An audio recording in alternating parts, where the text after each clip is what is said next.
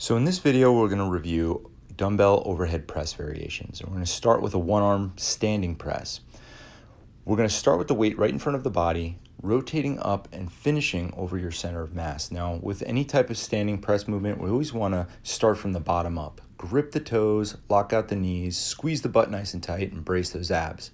Here's a two-arm dumbbell standing press variation where we're going to start in that rack position right in front of the face or right in front of the neck, rotating those arms up and out to the side. Now here's an elbows out variation where we're going to start right around the ear level and pressing straight up. So it's a slightly shortened range of motion, and it's just a straight line that we're working instead of working in front of the body and then up. Now we can also press from a seated position. Now this is a seated elbows out. Again, we're going to start right around the ears, pressing straight up, bracing those abs and try to create a bunch of tension on the floor. And here's a seated dumbbell Arnold press, very similar to our standing press, but we're going to start right in front of the body.